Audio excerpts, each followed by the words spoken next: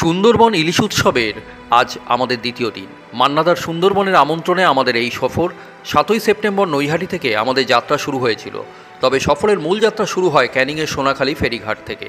আজ 8ই সেপ্টেম্বর আমাদের যাত্রার দ্বিতীয় দিনে গন্তব্য প্রথমে সজনেখালী ওয়াইল্ড লাইফ স্যাংচুয়ারি, পরে সুদর্ণখালী ব্যাঘ্র প্রকল্প এবং সবশেষে দোবাকি ক্যাম্প। তবে এই দ্বিতীয় দিনের সফরকে দর্শকদের সুবিধার জন্য দুটো ভাগে ভাগ করেছি। ইতিপূর্বে আমরা এই সফরে দুটো ভিডিও প্রকাশ করেছি, এবার তৃতীয় ও চতুর্থ পর্ব প্রকাশ করতে চলেছি। তৃতীয় পর্বে সজনেখালী থেকে সুদর্ণখালী পর্যন্ত থাকছে।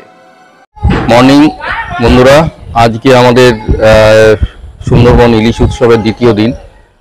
আজকে 8ই সেপ্টেম্বর এবং আজকে আমাদের এখানে থেকে মেন প্রথম গন্তব্য হচ্ছে আমাদের ডেস্টিনেশন সজনেখালী টাইগার রিজার্ভ এবং সেখান থেকে আমরা সুদর্ণখালী যাব এবং ওখান থেকে তারপরে আমরা যাব হচ্ছে অনেকগুলো জায়গা। আজকে দোবাকি আছে টাইগার রিজার্ভ, তারপরে আপনাদের পঞ্চমুখানি, ওখানে ঝড়খালির জায়গায় ওই সাইডটা আমরা ঘুরে দেখব।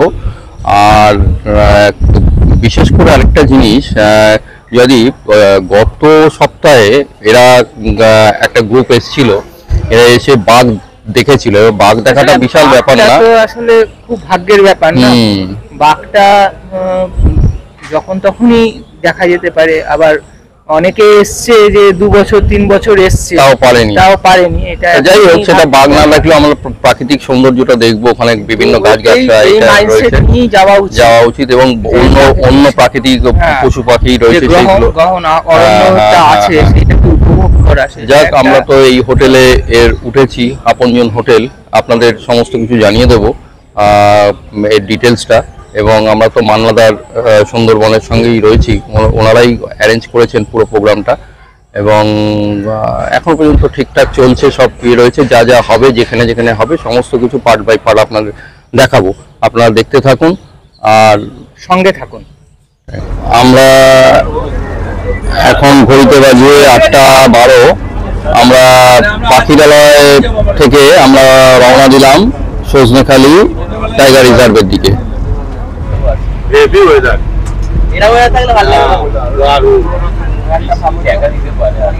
বৃষ্টি হয়েছে ভোরবেলা,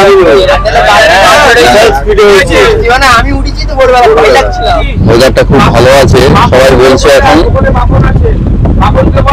প্রত্যেকেই বলছে যে ওয়েদারটা খুব সুন্দর। আকাশে অল্প অল্প মেঘ দেখা যাচ্ছে। আমরা ওই দেখা যাচ্ছে আমাদের সজনেখালীর দিকে যাচ্ছি। পাখিরালয়ের ঠিক উল্টো দিকেই ওই সজনেখালী।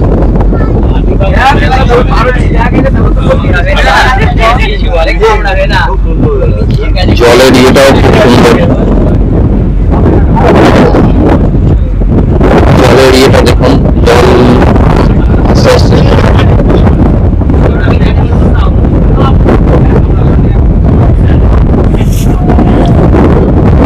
জলের আওয়াজ এবং আকাশে মেঘ আছে, মেঘও আছে দেখতে পাচ্ছেন। এবং ওয়েদার ভালোই রয়েছে এখনো পর্যন্ত। সারাদিন যদি ওয়েদার ভালো থাকে তাহলে আপনাদের দেখাতে পারবো অন্যান্য জায়গার কি পরিস্থিতি। আর বৃষ্টি নামলে তো তখনকার পরিস্থিতি তখনই বোঝা যাবে। প্রচুর টুরিস্ট এসছে আসলে এখন, তাই না? এখন টুরিস্টের সংখ্যা বেড়েছে, টুরিস্টের সংখ্যা এখন প্রচুর। চারিদিকে দেখা যাচ্ছে প্রচুর লঞ্চ দাঁড়িয়ে রয়েছে, প্রচুর লঞ্চ, একেবারে চারিদিকেই লঞ্চ। একেবারে যে দেখা যাচ্ছে এটা সজনেখালী ঘাট, ওখানে ফেরিঘাট, ওই দিকেই আমরা যাচ্ছি।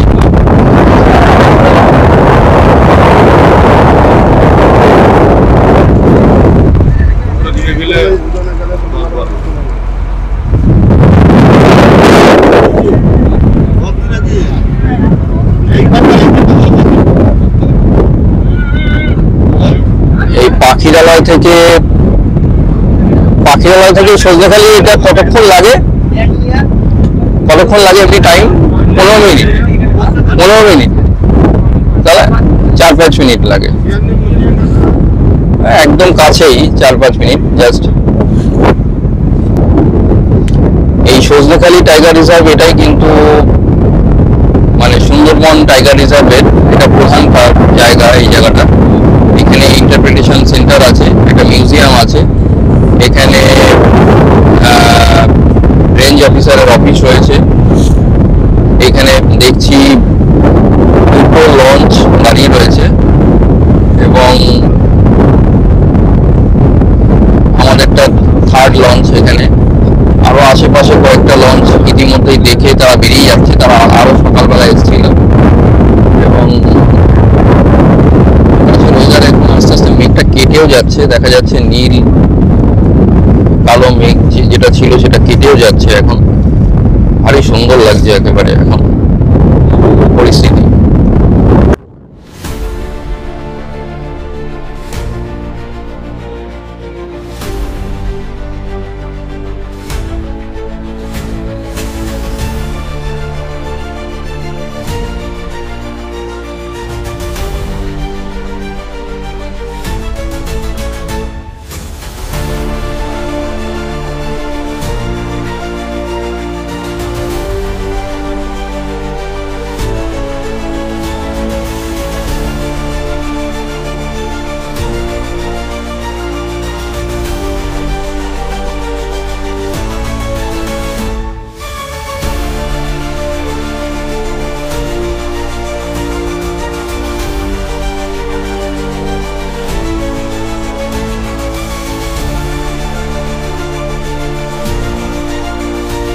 আকাশের পরিস্থিতি ভালোই রয়েছে এখনো পর্যন্ত, রোদ ঝলমলে রয়েছে।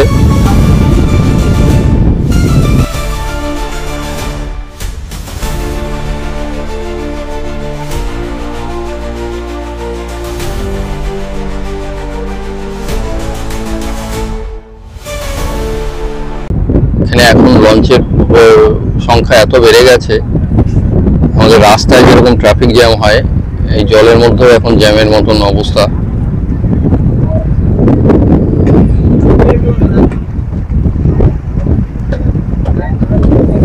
তাদের আচ্ছা বলছি আমাদের প্রথম স্পট হচ্ছে সজনেখালি টাইগার রিজার্ভ ক্যাম্প। এখানে দেখছেন এখানে আরো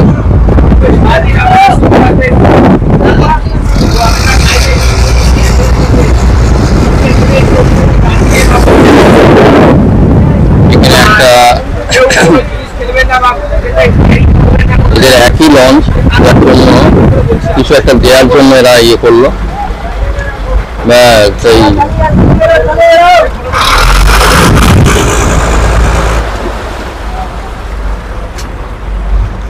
আর আমাদের ট্যুর ম্যানেজার জানিয়ে দিল যে এখানে কেউ কোনো কিছু ফেলবে না, গাছের পাতায় হাত দেবে না, এগুলো বলে দেওয়া হচ্ছে।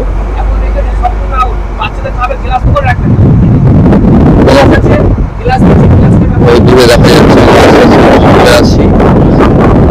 আমাদের খুব সৌভাগ্য এখানে আমাদের লঞ্চ ছাড়া আর কোনো লঞ্চ নেই, আমাদেরই একমাত্র লঞ্চ। আমরা আস্তে আস্তে লঞ্চে ক্রমশ সজনেখালির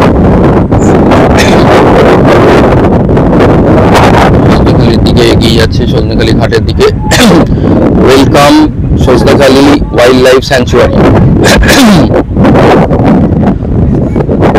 welcome Sajnekhali sanctuary, Sajnekhali Sundarban tiger reserve.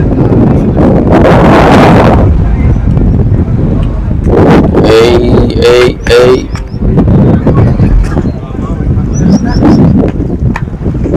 আস্তে আস্তে আস্তে আস্তে আমরা আমাদের এরা লঞ্চটাকে একটা জায়গায় নিয়ে যাচ্ছে। আস্তে আস্তে নামছে।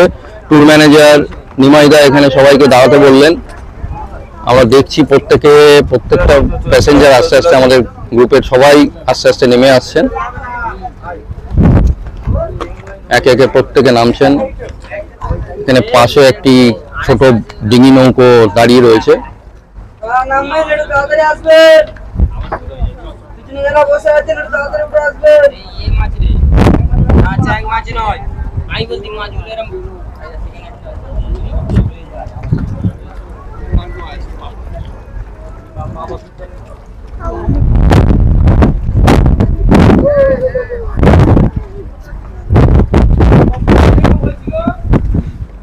খাওয়াতে কি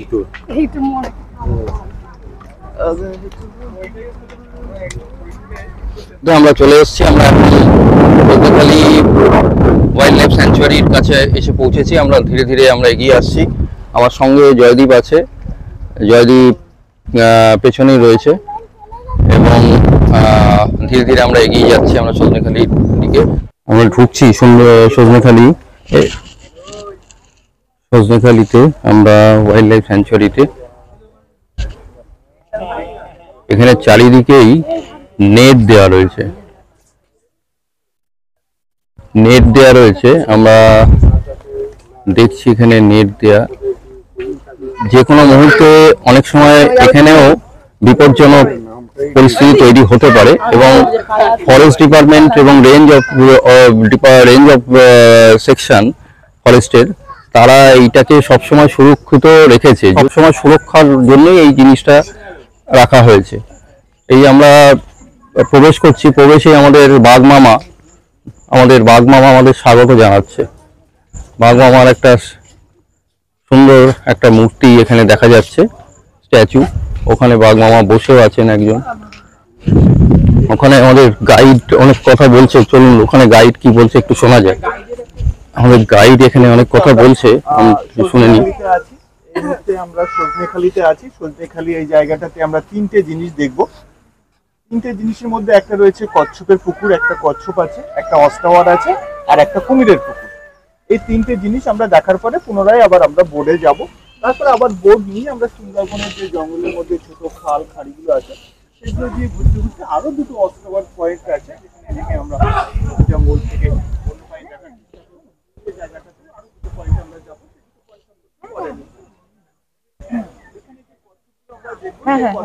নাম বালিগড়।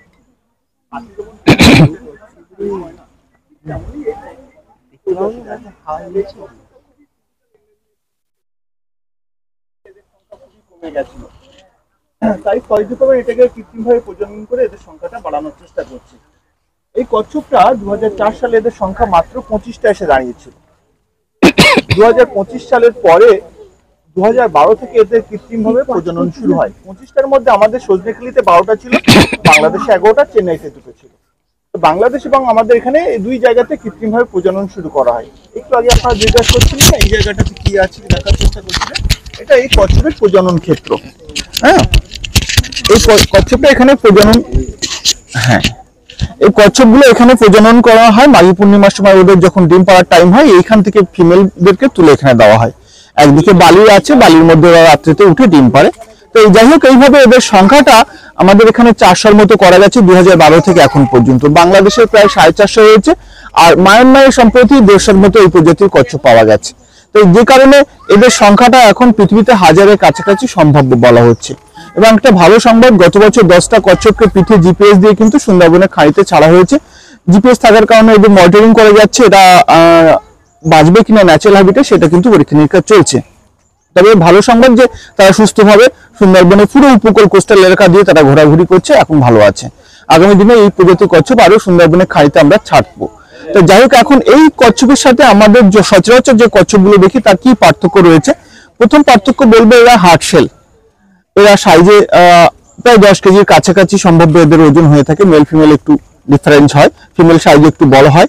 ফিমেলের মুখগুলো সাদা হয়, মেলের মুখগুলো কালো হয়ে থাকে। এদেরকে যেমন দেশি কচ্ছপগুলো ছুঁয়ে দিলে হাত পা গুলো শরীরের মধ্যে গুটি নিতে পারে, এটা কিন্তু সেগুলো পারে না। এদের বড় বড় ফিন্স রয়েছে। এরা জলের মধ্যে দীর্ঘক্ষণ ডুবে থাকতে পারে না, এরা কিছুক্ষণ পর পর এদেরকে জলের উপর ভাসতে হয় ব্রিথ করার জন্য। আমরা একটু পরেই চেষ্টা করবো, দেখবেন সব জলের উপর মুখ বের করছে, ভাসছে। অস্টওয়ারের সামনে একটা পুকুর আছে, ও পাশেও একটা পুকুর আছে যার মধ্যে একটু ছোট সাইজে রাখা আছে। ওই পুকুরের জলটা একদম স্বচ্ছ। অস্টওয়ারের উপর থেকে আমরা নিচেটা দেখলে একদম দেখতে পাবো কচ্ছপগুলো যখন ভাসছে, পুরো বডিটা সুন্দরভাবে দেখতে পাবো। এখানে কিছু মডিউল রাখা আছে, কত বড় সাইজের হয় সেগুলো আমরা যাওয়ার সময় মডিউলগুলো আমরা দেখতে পাবো। তো যাই হোক, এই প্রজাতির কচ্ছপগুলো কিন্তু একটু বললাম আপনাদের জানার সুবিধার্থে যে এর কি আলাদা বৈশিষ্ট্য আছে। এবার আমরা আস্তে আস্তে ওয়াচ টাওয়ারের দিকে যাব। টাওয়ারের উপর থেকে আমরা জঙ্গলের ভিউটা দেখবো এবং একটা মিষ্টি জলের পুকুর আছে জালের বাইরে জঙ্গলের ভিতরে, সেখানে বৃষ্টির জলটা ধরে রাখা হয়, মাঝে মাঝে বন্যপ্রাণীরাও ওই জলটা খাওয়ার জন্য কিন্তু আসে। তবে ওদের কোনো নির্দিষ্ট টাইম নেই, ওদের যখন ইচ্ছা হয় তখন আসে। তবে সমস্ত বন্যপ্রাণী তারা কিন্তু নোনা জল খেতে পারে, এই খালখাড়ির থেকেও তারা কিন্তু নোনা জল খেয়ে নেয়, তবে পুকুরের কাছাকাছি থাকলে এখানে আসবে। আর এই সময় বৃষ্টি হচ্ছে, এই জন্য জঙ্গলের মধ্যেও মাঝে মাঝে কোথাও কোথাও কিন্তু তারা জল পেয়ে যাচ্ছে, সবসময় তাদেরকে এই পুকুরে আসার প্রয়োজনও হচ্ছে না। তা যাই হোক, এটা দেখার পরে আমরা আবার বোর্ডে ফিরে যাব। সুন্দরবনের অধিকাংশ বন্যপ্রাণী দেখার সুবিধা হয় বা আমরা পেয়ে থাকি যখন নদীগুলো দিয়ে যাই, নদীর পাড়গুলোতে আসে, নদী পারাপার করার চেষ্টা করে, সেই সময়গুলো কিন্তু আমরা দেখতে পেতে পারি। তা যাই হোক, আর এখন কথা না বাড়িয়ে পরবর্তীতে আস্তে আস্তে আমরা আরো ইনফরমেশন দিতে থাকবো। চলুন আস্তে আস্তে আমরা এগিয়ে যাই।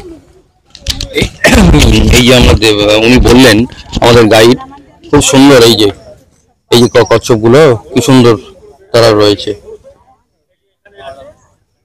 তারা দেখুন এখানে কচ্ছপগুলো,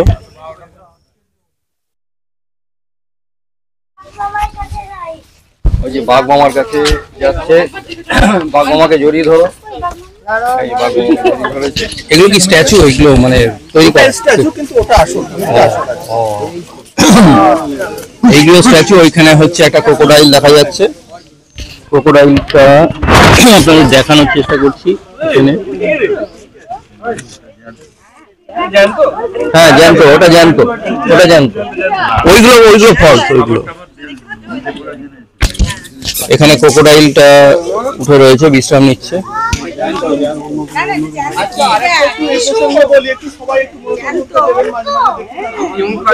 গাছগুলো আপনারা দেখতে পাচ্ছেন, দেখুন একটু নারকেল গাছের মতো দেখতে, একটু স্বতন্ত্র গাছ। এই গাছটাকে বলা হয় গোল গাছ, গোল পাতা গাছ। অনেকেই নাম শুনে থাকবেন, গোল গাছ বা গোল পাতা গাছ। পাতা কিন্তু গোল নয়, কিন্তু ফলটা রয়েছে, সামনে গেলে দেখবেন ফলগুলো গোল গোল টাইপের ফল আছে। এই গোল গাছের ফল কিন্তু খাওয়া যায়। তালের যেমন মিষ্টি নরম শ্বাস থাকে, গোল গাছের ফলটাও কিন্তু কাটলে তালের ভিতরে যেমন শ্বাস থাকবে, এরকম মিষ্টি শ্বাস কিন্তু এটারও খেতে। তবে সব ফল খাওয়া যায় না, এই গোল গাছের ফলটা খাওয়া যায়। আরো কিছু কিছু ফল আছে, কেওড়া আছে, ওড়া আছে, সেই গাছের ফলগুলো কিন্তু খাওয়া যায়। তা যাই হোক, এই গোল গাছের পাতা দিয়ে কিন্তু একসময় সুন্দরবনে মানুষ কিন্তু ঘরের ছাউনি করতো, ঘরের চালা বানাতো এই গোল পাতা দিয়ে।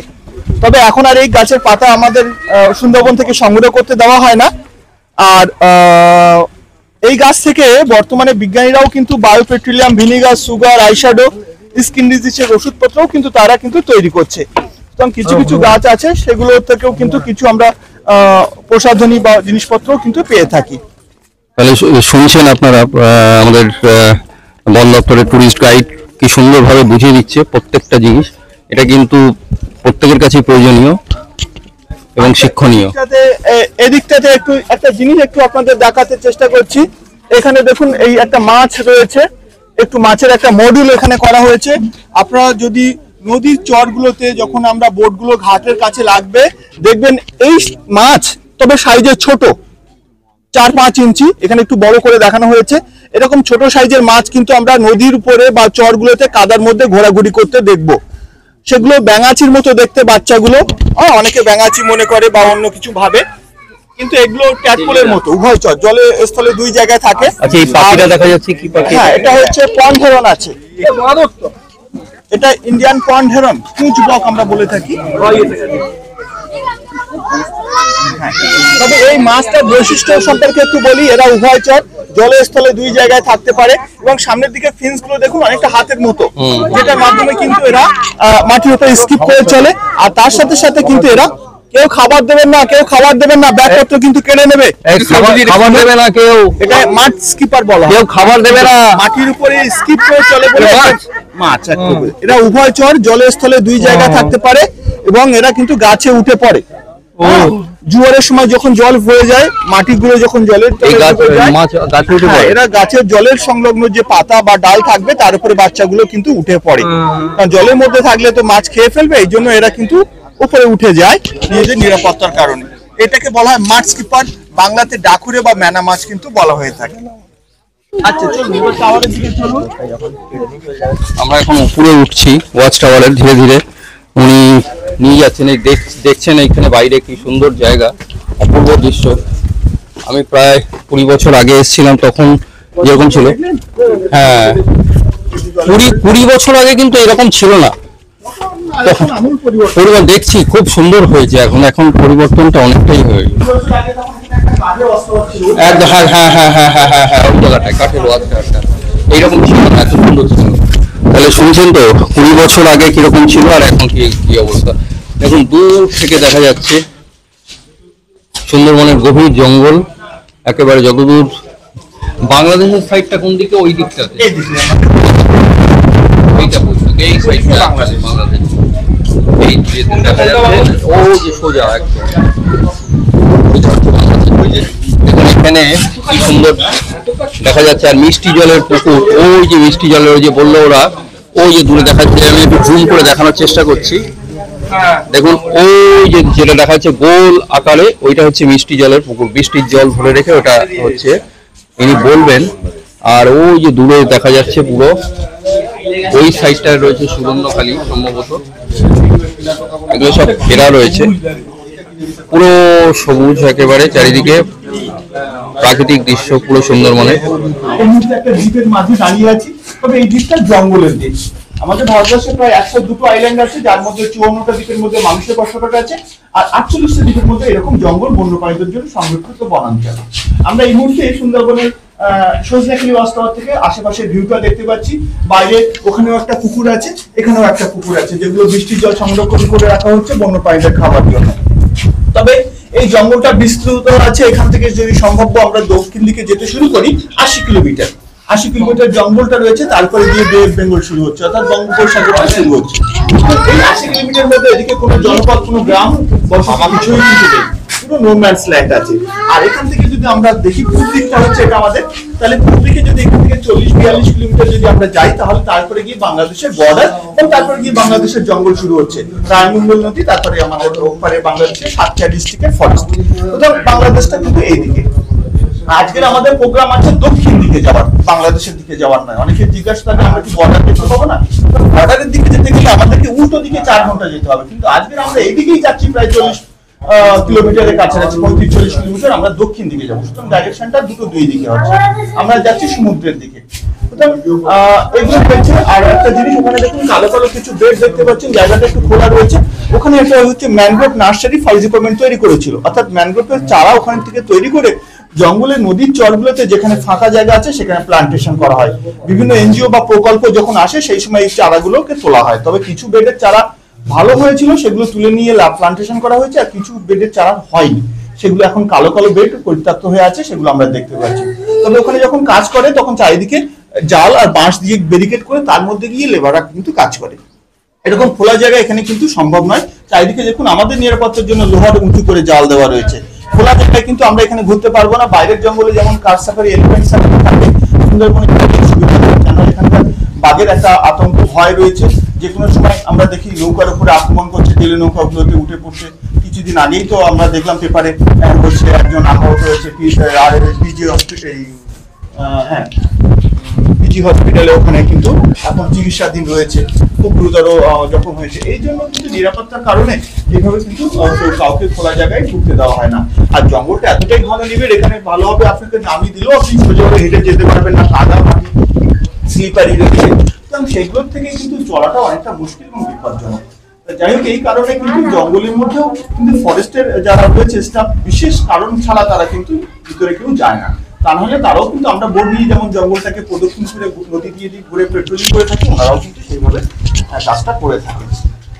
আর আপনাদের এই মুহূর্তে যদি কোনো জিজ্ঞাসা থাকে বলুন, তারপরে বাদ বাকি আমরা আরো বিস্তারিত একটু বলবো, কোথায় যাব, কত দূরে যেতে পারবো, কোন কোন স্পটে আমরা পৌঁছাবো, সেগুলো কিন্তু আমাদের সামনে একটা ম্যাপ থাকবে, একটু পরে সেখানে ডিটেইলস আপনাদের বললে আর একটু জিনিসটা ক্লিয়ার হয়ে যাবে। আচ্ছা, এই সজনেখালিটা এটা কি রেঞ্জ অফিস? সজনেখালি রেঞ্জের মধ্যে পড়ছে এটা? এখানে রেঞ্জ অফিসার কি এখানেই থাকে? হ্যাঁ, এখানে দুটো রেঞ্জ আছে, একটা ডব্লিউএলএস আর একটা হচ্ছে ইকো ট্যুরিজম রেঞ্জ। আচ্ছা, ডব্লিউএলএস মানে বাকি টাইপ, হ্যাঁ দুটো ভাগ আছে। আচ্ছা, একটা ট্যুরিজম ডিপার্টমেন্টের রেঞ্জ অফিসার থাকে, একটা ওয়াইল্ড লাইফ থাকে। এইখানেই হ্যাঁ, একটা হচ্ছে রেঞ্জার টিচার হচ্ছে ওয়াইল্ড লাইফ ডকুমেন্টেশন, তিনি পাটুরিয়াতে থাকতে হয় ওনার। আর আরেকজন আছেন তিনি আমাদের সজনেখালিতে, ইকো ট্যুরিজমটা সজনেখালির উপরে বেস করে, এই জন্য উনি এখানে থাকেন। আচ্ছা, এখানে যদি ধরুন কেউ যদি থাকার ইচ্ছা হয়, এখানে কি থাকার ব্যবস্থা আছে? হ্যাঁ, একটু পরেই আমরা একমাত্র সজনে সুন্দরবনের জঙ্গলের মধ্যে থাকতে গেলে এখানে WTDCর গেস্ট হাউস আছে, ওই দিকটাতে গেলে আমরা বাংলোটা দেখতে পাবো। তবে বাংলোটা এখন বন্ধ আছে, সামনের মাসের 1 তারিখ থেকে আবার খুলবে। এটা কি অনলাইনে বুকিং করা যায়? হ্যাঁ, অনলাইনে করতে পারে, আবার কেউ অফিসে গিয়ে সরাসরিও করতে পারে। কলকাতায় হ্যাঁ, আপনারা এখন ইন্টারনেটের যুগ, আমার ওখানে দেখলেই চার্জ করলেই। আর এটা কি বাফার জোনের মধ্যে পড়ছে? হ্যাঁ, বাফার জোনের একটা পার্ট হচ্ছে স্যাংচুয়ারি।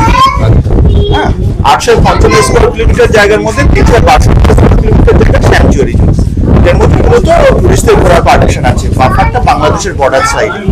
বাফারটা বাংলাদেশের আর আমরা সুদর্ণখালি যে দিকটা যাবো, সেটা কি কোর এরিয়া? ওটা কি কোর এরিয়াটা ওই ম্যাপটা দেখিয়ে বললে বুঝতে পারবো।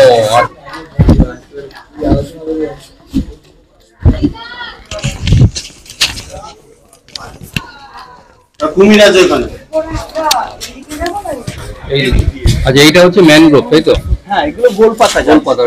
এখানে এটা তো কৃত্রিম, এটা এগুলো সব লাগানো হয়েছে দেখার জন্য। এই গাছটা সব জায়গায় আপনারা পাবেন না দেখতে। এখানেই দেখতে পাওয়া যায়। আর বাংলাদেশের সাইডে বুড়িডাবি বলে যে অস্টাওয়ার আছে সেদিকে, ওই দিকটাতে যেতে গেলে পাওয়া যায়। আর আপনি যদি টাকির দিকে যান, বসিরহাট টাকি, ওই দিকে গেলে ইছামতি নদীর সাইডেও কিন্তু গোলপাতা গাছ দেখা যায়।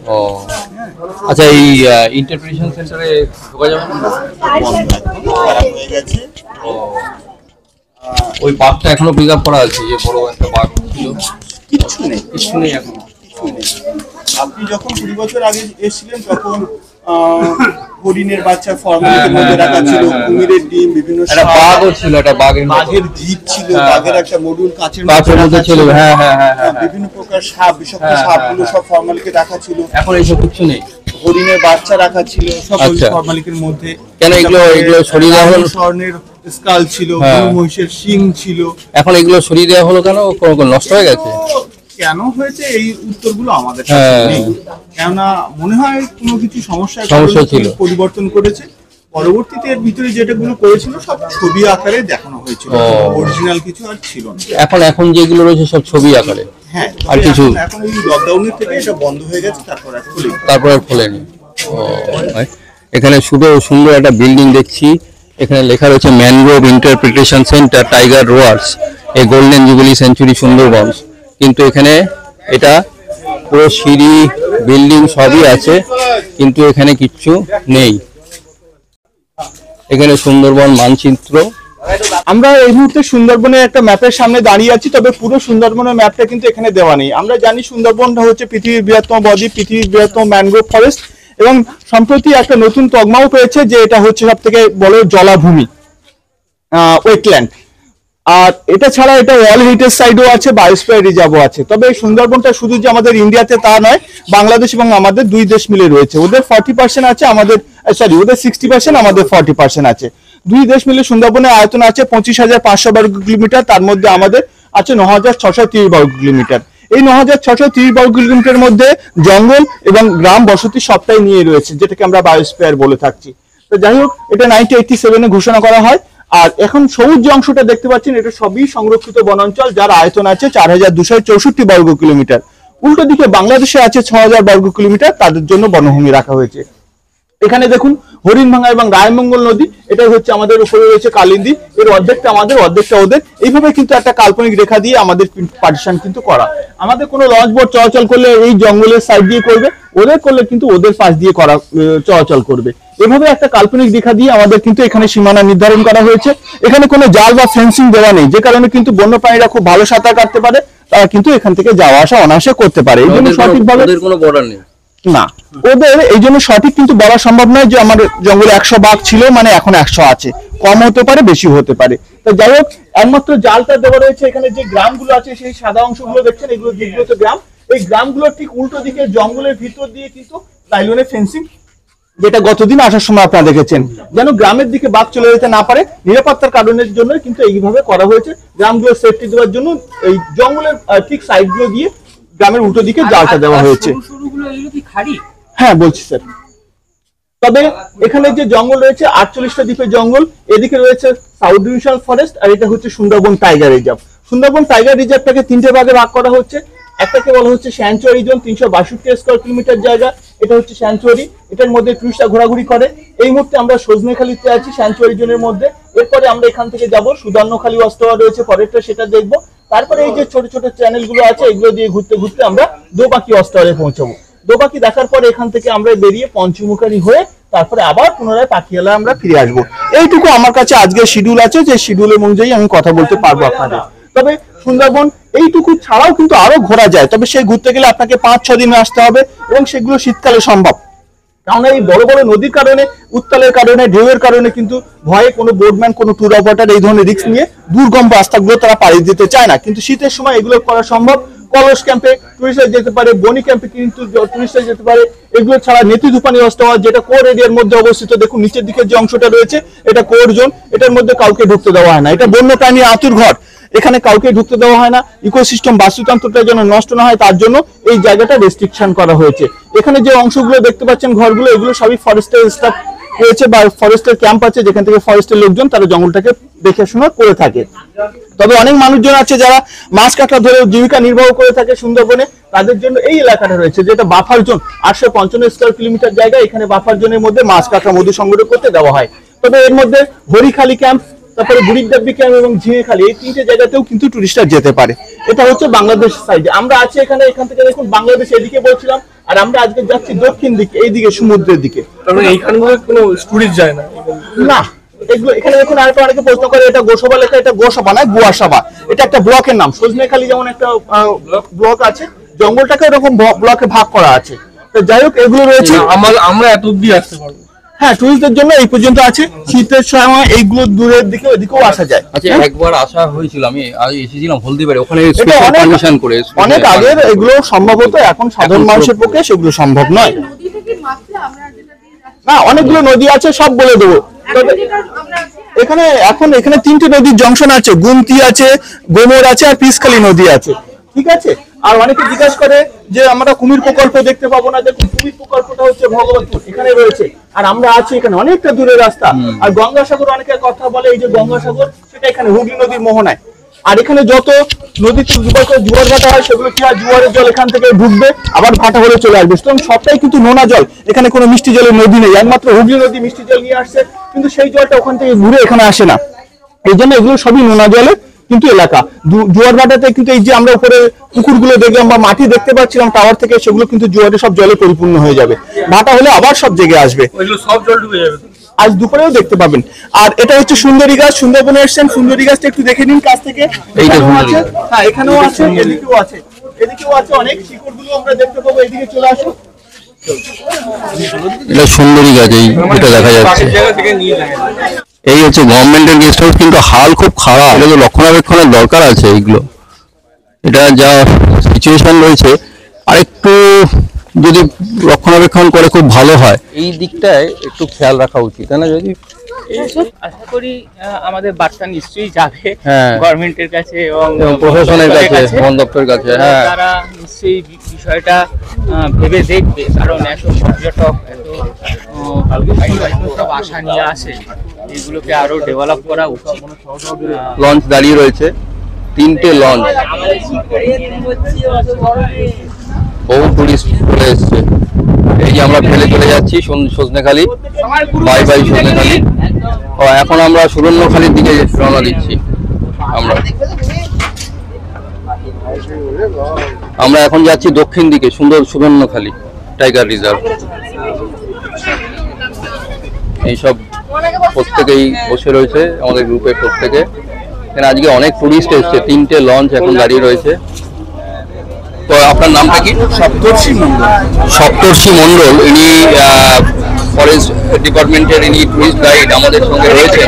আমি ওনার কাছে কতগুলো জিনিস জানতে চাইছি। আমারও কৌতূহল হচ্ছে যে এই যে সুন্দরবনে মানুষ আসে, বহু মানুষ আসে, তাদের 90% মানুষের একটা ধারণা থাকে সুন্দরবন আসলে বাঘ দেখা যাবে। এটা অ্যাকচুয়ালি টুরিস্টদের আসার আগের থেকেই সুন্দরবন মানেই বাঘ, এই জিনিসটা তাদের মাথার মধ্যে গ্রো করে। তাদের চিন্তা থাকে বাঘ না দেখলে সুন্দরবনে আমাদের ঘোরাটাই ব্যর্থ। কিন্তু এই সুন্দরবন যে জায়গাটা এতটাই সুন্দর, কলকাতার কাছে এত একটা ভালো সুন্দর ব্যাকওয়াটার, আমরা অল্প খরচ করে প্রচুর টাকা খরচ করে আমরা সেই যাই বাইরে ম্যানগ্রোভের মধ্যে ঘুরতে, কেরালাতে যাই ব্যাকওয়াটারে ঘুরতে, কিন্তু তার থেকে অনেক বেশি বড় সুন্দর জায়গা হচ্ছে আমাদের সুন্দরবন।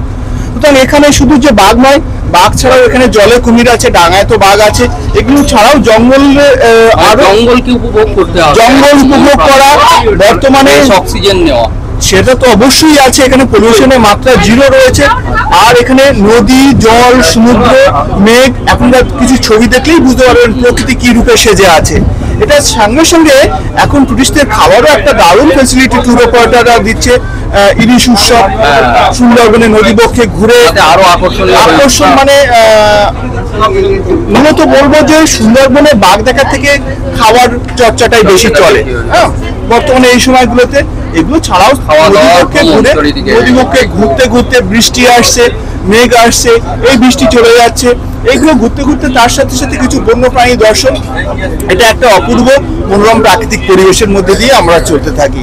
তো এই পরিবেশটার, এই মনোভাবটা নিয়ে যদি কেউ সুন্দরবনে আসে, তাহলে মনে হয় তার সুন্দরবনটা আরো ভালো বাসার জায়গা তৈরি হবে, আকর্ষণমূলক জায়গা তৈরি হবে। আর কেউ যদি মনে করে যে না আমাকে বাঘটাই দেখতে হবে, আমি আর কিছু দেখবো না, তাহলে তার কাছে অনেকটা ঠিকের ব্যাপার মনে হবে। এই যে জাহাজটা দেখছেন, এটা অ্যাকচুয়ালি এটা আমাদের টুরিস্ট গাইডের কাছ থেকে জানতে পারলাম, এটা হচ্ছে বাংলাদেশের জাহাজ। এইগুলো গতকাল আমরা যখন এসেছিলাম 7 তারিখে, যখন হ্যামিল্টন বাংলো থেকে আমরা পাখিরালয়ের দিকে আসছিলাম, তখন এগুলোকে দেখছিলাম। এরা বাবুঘাটের দিকে যায়, হাওড়ার দিকে যায়, এরা এই কিছু ফ্লাই অ্যাশ নিয়ে আসে বিভিন্ন রকম, সেই ছাইগুলো নিয়ে যায়। এই ছাইগুলো এখন লোডেড হয়ে ওরা আবার বাংলাদেশে ফিরে যাচ্ছে। এগুলো বাংলাদেশে ইট তৈরির কাজে লাগে, ইট বা সিমেন্ট তৈরির কাজে ওরা ব্যবহার করে, সব ইন্ডাস্ট্রিতে এগুলো সাপ্লাই হয়, সেই নিয়ে ওরা ফিরে যাচ্ছে। এটা আরও একটা জাহাজ আমরা সামনে দেখতে পাচ্ছি, এগুলো সব বাংলাদেশের জাহাজ।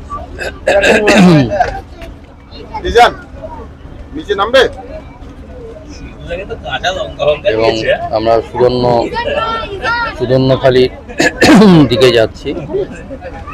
এখানে সব খাওয়া দাওয়া চলছে, ব্রেকফাস্ট আজকে গরম গরম লুচি, একটা ছানার জিলিপি দিয়েছে, ছোলার ডাল, এই দাদা খাচ্ছে।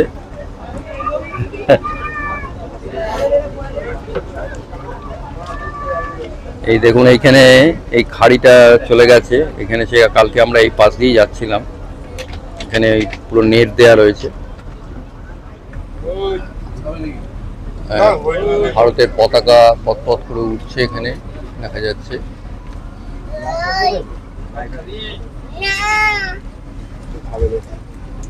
এই যে কাটা কাটা উঠে আছে, এগুলো হচ্ছে শ্বাসমূল। দেখুন, ওইগুলো দিয়েই গাছেরা সাধারণত শ্বাসকার্য চালায়।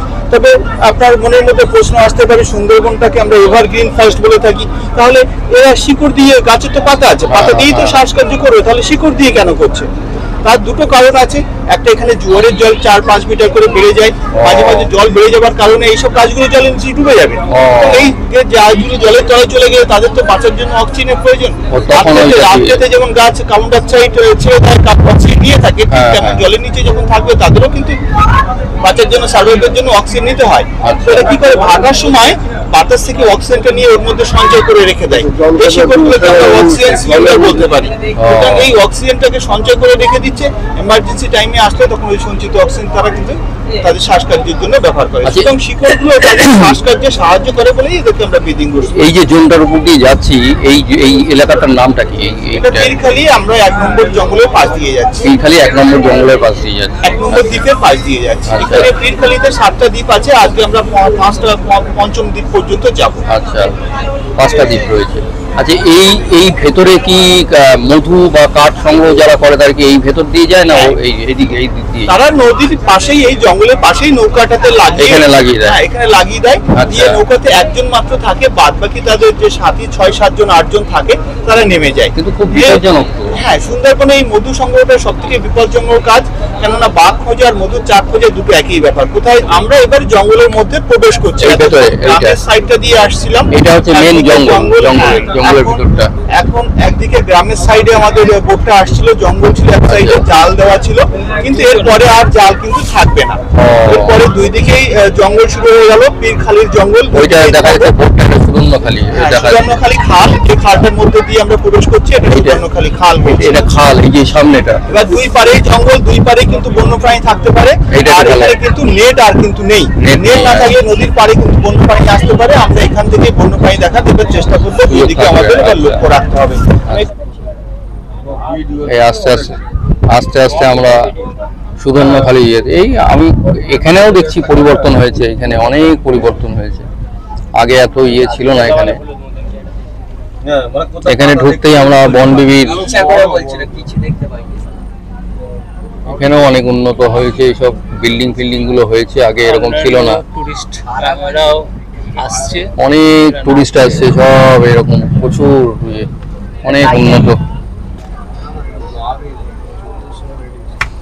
অনেক উন্নত হয়েছে। এই আমাদের ঘাটে আমাদের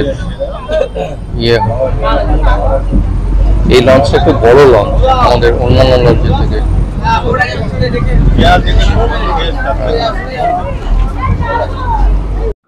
অবশেষে আমরা এসে পৌঁছলাম সুবর্ণখালী টাইগার রিজার্ভে। একে একে নামলেন আমাদের সহযাত্রীরা, প্রবেশ করলেন টাইগার রিজার্ভে। প্রথমেই দর্শন হলো মা বনবিবির। বনবিবি সুন্দরবনের হিন্দু ও মুসলিম উভয় সম্প্রদায়ের মধ্যে সবচেয়ে পালিত দেবতা এবং তিনি ম্যানগ্রোভ বদ্বীপের অভিভাবক আত্মা। বনবিবির জহুরনামা এবং বনবিবির কেরামতি নামে কয়েকটি গ্রন্থে বনবিবির বর্ণনা পাওয়া যায়। কবিতা রচয়িতা ছিলেন প্রখ্যাত কবি বায়ানুদ্দিন ও মুন্সি মোহাম্মদ খাতের। এই গ্রন্থগুলি দুটি প্রধান পর্ব নিয়ে গঠিত: দক্ষিণ রাইয়ের সাথে তার যুদ্ধ এবং দুঃখের আখ্যান। আয়াত অনুসারে বনবিবি ইব্রাহিম ও গোলাল বিবির কন্যা, শাহজংলি তার ভাই। গোলাল বিবি তার মেয়েকে জঙ্গলে ফেলে চলে যান। বনবিবি একটি ডোবা দ্বারা প্রতিপালিত হন। তিনি একটি বাঘের উপর চড়েছেন এবং শেখো নামে একটি পোষা কুমির ধারণ করেছেন। বনবিবিকে খুশি করার জন্য লাল জঙ্গলের পাখি নিবেদন করা হয়। সুন্দরবন টাইগার রিজার্ভের প্রতিটি শিবিরে মা বনবিবির মাজার রয়েছে এবং মানুষের সুরক্ষার জন্য। বনবিবি কথোপকথনের ভাষায় বনদুর্গা বা বনদেবী নামেও পরিচিত। দক্ষিণ রায়ের ব্যুৎপত্তি হল দক্ষিণের রাজা। তাকে সুন্দরবনের সামগ্রিক শাসক হিসেবে গণ্য করা হয়, যিনি ম্যানগ্রোভের পশু, রাক্ষস এবং ভূত প্রেত শাসন করেন। তিনি দণ্ড, বক্ষ ও মা নারায়ণীর পুত্র। তার পিতা সমগ্র সুন্দরবনের শাসনকর্তা ছিলেন। তাকে সরু শরীর এবং একটি চকচকে হলুদ আভা, যা বাঘের মতো ডোরাকাটা দিয়ে সজ্জিত করা হয়েছে। তার মুখের দুপাশ থেকে ডরুল ঝরে এবং তার একটি 6 মিটার লম্বা লেজ রয়েছে। পশু বলি দিয়ে রায়কে তুষ্ট করা হয়। তিনি সঙ্গীত পছন্দ করেন এবং সঙ্গীতজ্ঞদের আকর্ষণ করেন। দুঃখে বনবিবির জহুরনামায় বর্ণিত একটি পৌরাণিক চরিত্র। একসময় সুন্দরবনে ধোনা ও মোনা নামে দুই মৌলি ভাই বাস করতেন। ধোনা 18টি জোয়ারের ঘন ম্যানগ্রোভ থেকে মধু ও মোম সংগ্রহের জন্য একটি নৌবহরের সাথে একটি অভিযানে যেতে চেয়েছিলেন। তার ভাই মোনার বিরোধিতা করে ধোনা স্থানীয় এক রাখাল ছেলে দুঃখেকে নিয়ে যায়। কেন্দ্রখালির চলে ধোনার সাথে বিশ্বাসঘাতকতা করে দক্ষিণ রায়ের দ্বারা আক্রান্ত হন দুঃখে মা বনবিবির জপ করতে লাগলেন। বনবিবি এবং তার ভাই শাহজংলি দক্ষিণ রায়ের হাত থেকে দুঃখেকে রক্ষা করেছে। দুঃখে গল্পগুলি প্রচার করেন এবং সুন্দরবনে মা বনবিবির পুজোকে জনপ্রিয় করেন। মনে করা হয় মা বনবিবির কোলে ছোট ছেলের মূর্তি দুঃখে।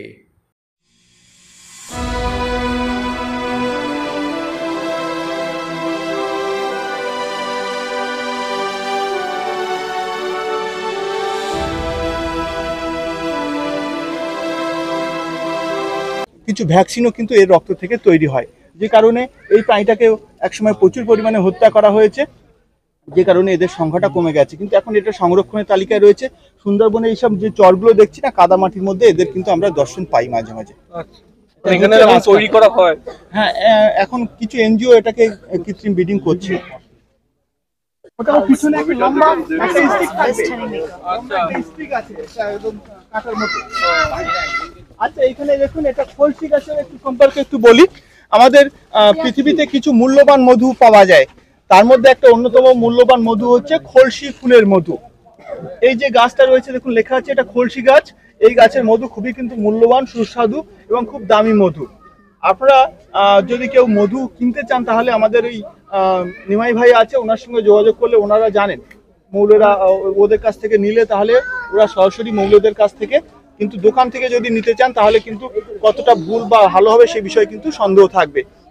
ওরা সরাসরি মৌলদের সঙ্গে যোগাযোগ রাখে, ওখান থেকে মধুটা নিলে কিন্তু আপনারা ভালো মধু পাবেন। তো যাই হোক, এই খলসি ফুলের মধু কিন্তু সব থেকে ভালো, সুন্দরবনে বিখ্যাত মধু হচ্ছে খলসি ফুলের মধু। তবে খলসি ফুলের মধুটা কিভাবে পাওয়া যাবে? অন্য গাছের ফুল ফোটার আগে সবার আগে মার্চের প্রথমে এই গাছের ফুল ফোটে, সুতরাং অন্য গাছের ফুল থাকে না, সুতরাং মৌমাছিরা প্রথমে এই গাছের ফুলটা মধুটা নিয়ে যায় এবং এই মধুটার কালার একটু সাদা টাইপের হয়ে থাকে। গাছ দেখুন, এই যে কাঁটা দেখাচ্ছে গাছটা রয়েছে, এটার নাম হচ্ছে হরগুজা। এই গাছটার হচ্ছে কিন্তু ওষুধি গুণগত মান আছে, অর্থাৎ এই গাছ থেকে পেন ক্লিয়ার কিন্তু ওষুধপত্র তৈরি হয়ে থাকে।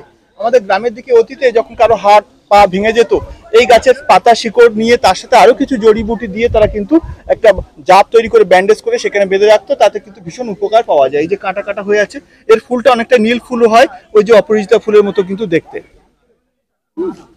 আর এটা হচ্ছে টাওয়ার রয়েছে সামনে, মিষ্টি জলের পুকুরটা এখানেই রয়েছে। এখানেই কিন্তু মাঝে মাঝে সব বন্যপ্রাণীরা আসে তাদের জল খাওয়ার উদ্দেশ্যে। সুদর্ণখালি ওয়াচ টাওয়ার আমি যেটা বলছিলাম আগে, যেটা ছিল কাঠের টাওয়ার, আর এইটা বোধহয় শুকিয়ে গেছে, এই ইয়েটা এই খালিটা বোধহয় শুকিয়ে গেছে। এটা তাহলে জঙ্গলটা এরকম ভিতরটা সমতল, আচ্ছা, কিন্তু এগুলোকে গাছগুলোকে কেটে ফাঁকা করা হয়েছে, যে কারণে আমরা ওই জায়গাটাকে খালি মনে করছি। কিন্তু অবশ্যই জোয়ারের সময় 70% জঙ্গল কিন্তু জলে প্লাবিত হয়ে যায়। ওখানে কেন গাছগুলো কেটে দেওয়া হয়েছে কেন? কারণ বলছি আসুন উপরে, আমরা বলছি অবজারভেশন লাইন। কোনগুলো? এই যে এই লাইনগুলো অবজারভেশন লাইন, ওরা আসে এই দিক দিয়ে আসে। এটা মিষ্টি জলের পুকুর, সুতরাং বন্যপ্রাণীরা জল খাওয়ার লোভে হ্যাঁ কিন্তু এই পুকুরে আশেপাশে এলাকাগুলোতে ঘোরাঘুরি করে। যখন তারা এই রাস্তাগুলো পারাপার করার চেষ্টা করে বা এই পরিষ্কার জায়গাগুলো দিয়ে যখন হেঁটে আসবে তখন কিন্তু আমরা দেখতে পাবো।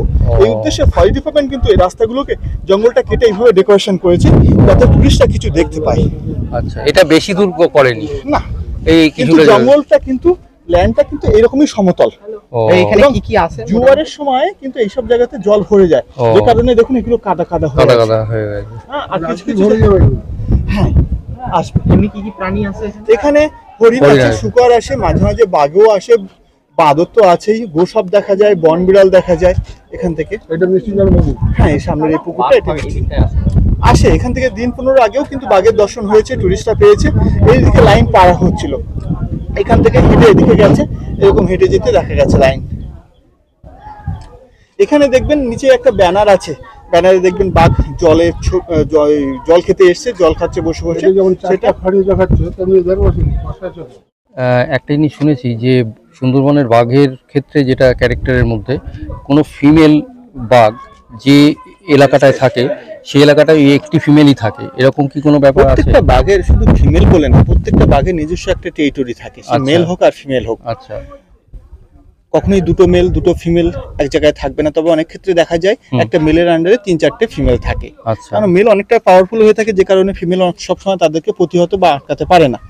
এই জন্য কখনোই দুটো ফিমেল দুটো মেল একই জায়গায় থাকবে না। আর তারা কি করে, জঙ্গলের মধ্যে দিয়ে যখন চলতে থাকে হঠাৎ করে কোনো গাছ যদি বড় গাছ দেখতে পায় তার উপরে নখ দিয়ে আছড়ে দেয় প্রথমে উপরের দিকটাতে, দিয়ে তারপরে প্রচ্ছাপ করে দেয়। আচ্ছা, এই যে প্রচ্ছাপ করে দিলে ওটাই হচ্ছে ওর টেরিটরি মার্ক। অন্য যদি কোনো বাঘ ওখানে আসে তাহলে ওই গন্ধে সে বুঝতে পারবে এটা অন্য আরেকজনের টেরিটরি। সেই গন্ধ থেকে আরো এগিয়ে যাবে। হ্যাঁ, সেই গন্ধ থেকে সেটাও সে আরো অনুমান করতে পারে সেটা তার রিলেটিভ কিনা, ভাই বোন মা কিনা, সেটাও কিন্তু তারা সেটা লোকেট করতে পারে। অবশ্যই আমরা যেমন কয়েক হাজার ঘ্রাণ শক্তিকে আইডেন্টিফাই করতে পারি, কিন্তু একটা কুকুরের কয়েক লক্ষ। সুতরাং জীবজন্তু যারা আছে তাদের কিন্তু ঘ্রাণ শক্তি আমাদের থেকে অনেক বেশি। এইভাবে ওরা নিজেদের টেরিটরি ওদের রিলেটিভ বুঝতে পারে। হ্যাঁ, সবই পারে। এরকম ঘটনা তো রয়েছে।